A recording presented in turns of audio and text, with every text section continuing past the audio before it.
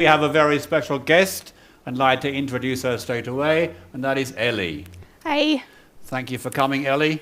Yep. Really good that you're here. Yep. Thank you for inviting me. No, you're very welcome. I'd just like to start straight away by asking a very special guest. I'd like to introduce her straight away. I heard that you grew up in a Christian family, and I'm wondering. Thank you for coming, Ellie. Is that true? Yep. Really good that you're here. Yes, yeah, that's very much true. No, you're very welcome. I grew up in a family that still go here. Have a very special guest. Seen them around. We've been around here much, and so I've been around this church since I was really a baby. What advantages do you think that may have given you? Yes, I think in a lot of ways it means that I've always had a lot of sort of access to. I've known a lot about the church, about Bible stories. Right. I've always found that quite interesting as a kid, and it was always like very, very supportive as well, I'd say. Right. It's quite a difficult question to ask you, and maybe you don't want to answer it, but if I ask, what challenges have you been confronted with as a consequence of growing up in a Christian family? Yeah, I think the question maybe always has to be, if you grow up in a Christian family, am I believing this because I believe in it, or Right. do I believe this because my family do? And I think for me, for a very long time, I grew up in the church. I always found it super interesting. I really enjoyed Bible stories. I thought, yeah, these are great. I quite liked figuring out how things fitted together. Right. But that kind of spark of saying, actually, yeah, I believe in this for myself because it's something that I'm committed to, that took a little longer. So how did you come yourself to faith in Jesus? Would that be a fair question to ask you? Yeah. In many ways, it was not a particularly like spectacular road to Damascus kind of Right. story. Right. I think growing up in the church, I've always kind of been around a lot of these ideas, and like I said, I always found them really interesting. So I would sort of always be quite excited to learn more, but in a very sort of quite a detached way, I think. Right. And it maybe was when I was about 16, 17-ish, and from then onwards, really, that I did some certain things. I went to like a Scripture Union camp, for example. Right. And I was just interacting with other young Christians, and I thought, like, the way these people are talking about God is, they're just as excited, but it's really different. Okay. They're like emotional about things, or they'd be singing, and like I could see that they were getting really emotional, and I thought, that's not how I interact with this. Right. And actually looking at it, I thought that's kind of how I want to interact with this. Right. They're excited in a way that I want to be. Right. And so at some point you must have taken the decision, that's the way I want to go. Yeah. And I don't think I could pinpoint one very solid, decisive point where I was like, yeah, now. Right, okay. But how does your faith affect you in your daily decision making or in your daily life now? That's again a very difficult question. yeah, I mean, daily life now is kind of locked down, so that's a difficult one. I think Right. there's always some level of kind of like, especially with decisions, I tend to pray about decisions if I've got a decision coming up. Right. And things like reading the Bible, joining with other Christians. I do Right. that, as well as Christians from university that I know, Right. who we meet over Zoom and stuff. But I think as well, on a much broader scale, it also gives you just every day a kind of sense of perspective, Right. and a sense of being able to keep what's important in order, if that makes sense. Yes, indeed. Thank you. I'm kind of thinking that people who are listening and watching now would be also interested to hear what you may do in your spare time, if you can call it spare time, if you've got any spare time. What are your hobbies? What are your interests? What sort of things do you do when you've got some time? Yeah, sure. I read a lot. That's always been the case. A bit of a nerd. A lot of sort of sci-fi, fantasy. Watch TV. Watch Netflix with Esther. Right. But I also, I play flute and recorder, so I do play some music. Right. But currently, so as of late, I've done a lot of knitting. Right. Taken up knitting, and I've done the cliche thing, and I've also started running while in lockdown, which Right. is totally the cliche. It's lockdown, I'm going to get fit and do So sport. you But jogged here this afternoon, is that right? no, sadly not. It's a little bit rainy today, so Okay. didn't want to chance it. All right. And you haven't brought your flute with you either, so we're No. missing out on that. So you have to come another time if you want to hear Ellie playing the flute. I did hear from somewhere that you are a student or were a student at a leading British university. I don't know whether that's really true or not, so I thought I'd ask you yourself. Yeah, well, I am a student. Yeah, I study French and German, so modern and medieval languages at Queen's College at Cambridge, or I did study, because I have technically finished as of, I think, today. Right. I think the official date I finish is today. Congratulations. Thank you. I think definitely in order. With I wasn't fishing for that. No, That but sounded really. well deserved. I'm sure. Yes, you have got your certificate with you, so I can. No, show it. I don't. I No. don't get a physical certificate. They are not sending us those. Well, this will be the first chance on Gallagher's Live to show a certificate from Yeah. Cambridge University, and you've missed it. I wonder whether you would like to take this opportunity on another occasion, but I won't push that too much. What's it like, normally speaking, without lockdown, living and studying in Cambridge? Yeah, it's really good. I really enjoy it. I think it's a really beautiful place, and you get to spend a lot of time with people who are equally into whatever very niche things you are into, or Right. into whatever niche things they are into. But it's interesting to see what Right. what people geek out about. And barring that, it's kind of just this. It's being at uni. It's good. You're spending time with a lot of young people. You've got your friends there. It's fun. Ellie, when I was in Cambridge, I spent 2 weeks at St Barnabas Church, which you may be familiar with, right in the middle. But I'm wondering, do you have any connection with the church or other Christians in Cambridge in general? Yeah. So while I'm down there, I tend to go to Eden Baptist Church, Right. which is a bit like this church here. It's a Baptist church. It's Right. it's a bit bigger. It has quite a lot of students, Right. and it kind of runs. It runs a lot of student stuff as well. So we have an evening service, and afterwards they have things like student supper. Right. And beyond that, I'm also involved with CU, Christian Union, Right. which is a little bit different to church, I think. What is the difference between the Christian Union and the church? Yeah, so church is church. So I kind of go there, and there's a community of other Christians, and so we kind of learn more about God. We praise God Right. together. It's a good time of fellowship. Right. Christian Union, we also kind of do that, and we do things like we have prayer breakfasts every week, Yes. but there's a lot more focus on evangelism, and specifically evangelism for students within college. So we run things like Text a Toasty, where you can text in basically if you have any questions about Christianity or about God or about life, or just, and people don't always take it seriously, so you get some funny questions Right. as well, but they'll send that in, and then we come and answer your question, and we bring a toasty. Sounds a great things idea. like that. Yeah, I think I'll have to get the number for this text service. I like the idea of getting the toasty. I'm not sure whether I'll be able to ask a difficult enough question, though. People ask, like, which of the Cambridge clubs would Jesus like most? Like, What would you say to that? there's one that's called Life, so you can usually get like a pun in there, and Right. people groan, and then you move on and give them a toasty. Okay. It's great. Well, okay. I understand you were baptized last year. You went to Eden Baptist Church, or you're attached with to Eden Baptist Church. Why did you get baptized? It's a very simple, but yes. Yeah, so I think it's something I've been thinking about for quite a long time. Right. Especially being at university, I thought I would like to get baptized while at university, because I do find living a Christian life at uni somewhat harder than here in Blackburn. Right. It feels more of a kind of a very active choice I have to make over and over again. If I'm introducing myself, I'm thinking, okay, like I'm a Christian here. And being baptized is kind of a way to say, yeah, I do commit to this, and this is something I believe in. I believe that there's a God who saved me, and I want to be able to show that to people, and very publicly say, yeah, this is what I do with my life now. Right. If anyone wants to see the service that you were involved in when you got baptized, you can send them a link, can't you? Yes, yeah, I have a YouTube link, but like an unlisted one, so you do have to ask for the link, but Okay, so it's out there.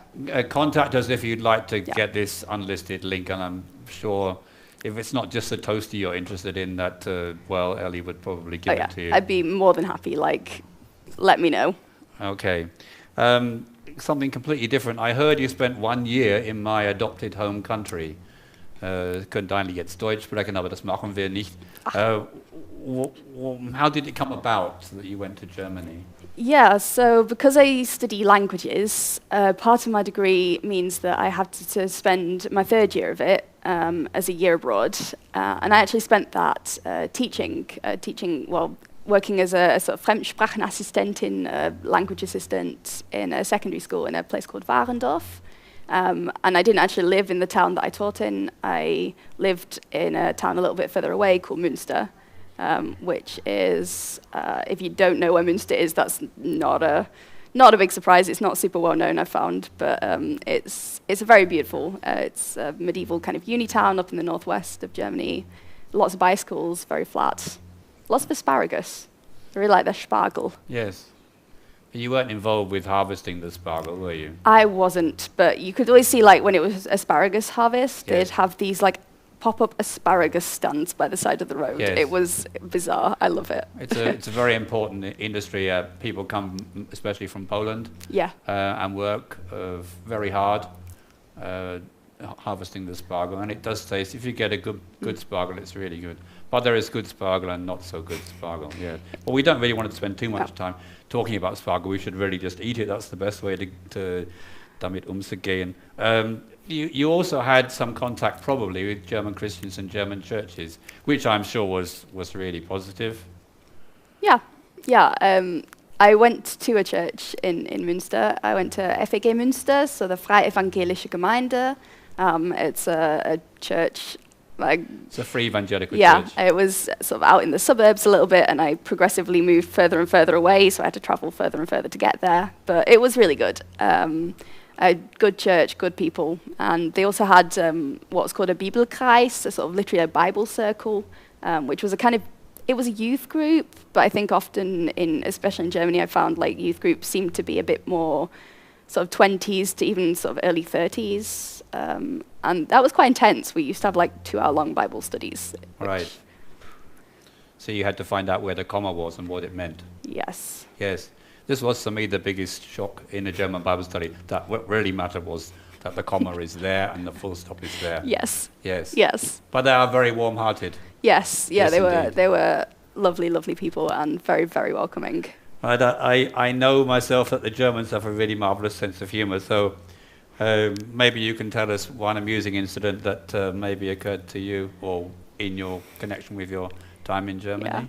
Yeah, I'm not so sure it's a sense of humor thing, but I think especially being in a school trying to teach some English to children with a flexible grasp of the English language, you just get some really funny moments. I think my favorite has to be there was a young lad, and he was trying to explain to me that if he liked a girl, he would send her briefs. And it turns out he meant letters, because the word for letter obviously is brief in German, but I had to explain, no, you're sending her underpants if you're doing that. That's not a romantic gesture. I had another kid who was used to describing a person as an adult, and so writing a film review to try and say, it wasn't a kiddie film. He said, this is an adult film, and I had to explain, no, an adult film is something quite different. They're very good there's some examples. Really, you chose them very well. Thank you very much. We really can't avoid going through an interview without talking about the corona crisis in some ways. How has this crisis, in your opinion, personally affected your studies and your career development? Yeah, so for me, I think the biggest surprise was maybe that I've spent this final term of university at home. I've been doing supervisions, seminars, lectures from a distance, Right. and then my final exams also I took at home, which in many ways, kind of academically, has actually been okay. That you do it, I don't know. But I think it's been a pity for me. I feel quite sad sometimes about it, because obviously there's a lot of things that I wanted to do. Cambridge in the summer is really beautiful. You can go punting, go down to Grantchester with friends, and a lot that's not really happened. Right. So it's been a challenge. Yes, okay, it's been a challenge. You've lost a lot of things that you would like to have done, but if I ask, in what ways do you think you as a person may have grown during this crisis? How would you respond to that? You'd say next question maybe, or would you? No, I think I said something similar before about like having perspective, Yes. and I think in a lot of ways it's given me maybe a sense of perspective.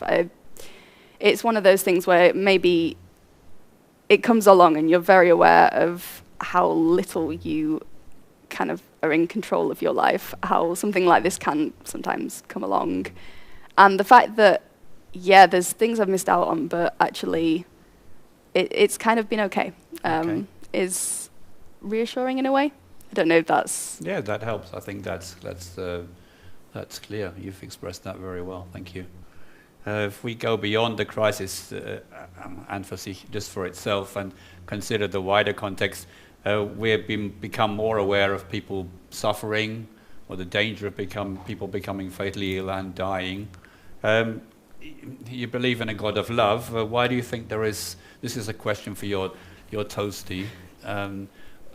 If you believe in a God of love, which you do, why is there so much suffering in our world or in God's world? It's like the classic toasty question. Well, you get a big toasty for that one, I think. You do. Yeah. Yeah, I think it's such a huge question, so I'm not necessarily like qualified to give the definitive answer. But I think especially if you're looking at the account that we're given in the Bible, we live in a world that's kind of been broken, that isn't quite right.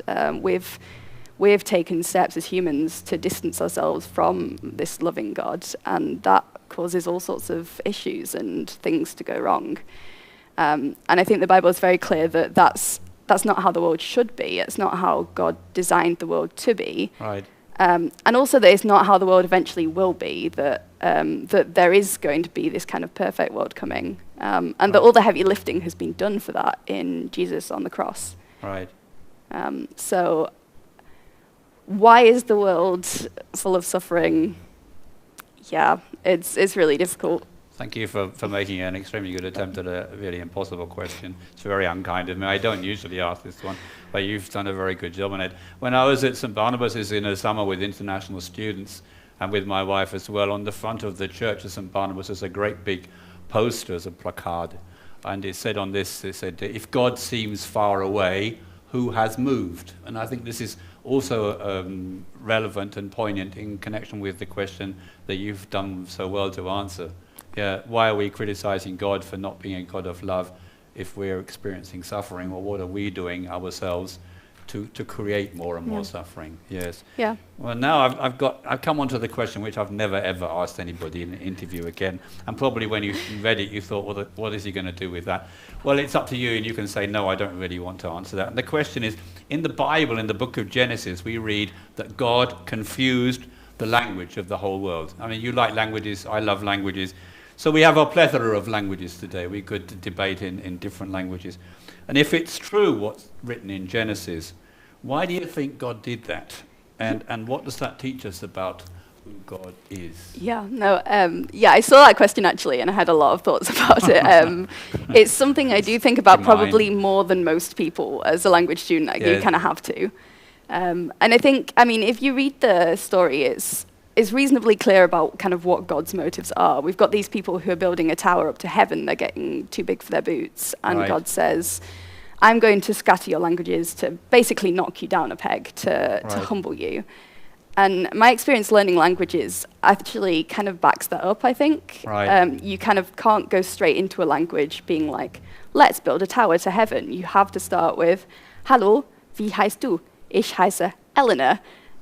Where do I find the bathrooms? And you have to start at the beginning. You have to work your way through grammar. You have to work your way through vocab. And even then, when you've got that down, there's cultural things. You can't, even if you've got the language perfect, if you go to Germany but you don't know who to address with the formal du and the informal du, the formal sie, you'll have problems. And so there's so much you can spend a lifetime learning it, and you're still not entirely fluent. And even at the end of the day, then you know one language of the like over 6,000 that exist, and to know that, you know, I can spend so long learning to do that, and God's out there and knows all of these languages and understands them all, is just really, it puts you in your place as a human, but also is just amazing and baffling. I think that's very helpful. What would you say if I made the comment? When I was working at Wycliffe Bible Translators, there are all kinds of people playing with literacy as well, and all aspects of language. And I thought, well, this is really amazing. We have a responsibility, according to the Bible, to translate the word into all languages so that everyone can understand what God's word is. But it's such fun. So even something which has resulted from man's sin, God has made it into something which is fascinating. Language learning is really an amazing, but it's more than a hobby. But it is an amazing activity. It's fascinating, and it is a very difficult question. But I think we can learn an awful lot about God from his decision then to let him be the Lord and not be the Lord of our own lives. Who are we? Let God do it. The last question I have on my list is, what happens to you next? I don't mean you go home or you drive around or you bicycle or whatever. What happens next in the life of Ellie Doggett?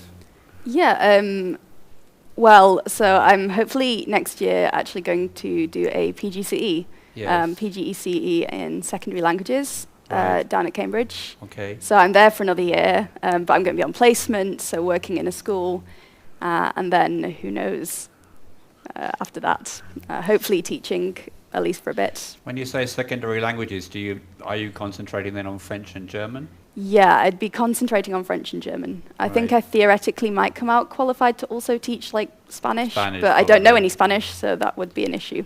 Could be a bit Yeah, difficult. French and German would be great. I really, for the sake of those who are watching from Germany, and which is not few, why don't you go back to Germany to study now? That would be an appropriate sort of course to take, or have you considered that, or is that a question you really don't want to answer? No, I definitely have thought about that. Right. I think for studying, especially if I'm wanting to do the equivalent of a PGCE, Lehramt, Yes. that's kind of complicated and Yes. it's a sort of different structure of course, and Right. I wouldn't want to do my teacher training there, I think. Right. But I'm not ruling out that I might end up working there at some point. Right. That's not off the table. Well, I did try to persuade you to go to Freiburg, as you know, and this is the sunniest, the warmest, and the most pleasant student Yeah. international centre that I know in Germany. Not that I'm biased. It's really nice that you came this afternoon to share with us in Gallagher's Live Take 3. Thank you for your openness, the thought that you've put into answering the questions, and just that we could have this time together next week at the same time on the same channel. Take 4 of Gallagher's Live. Look forward to seeing you again. Thank you for watching. Thank you for listening. Goodbye for now.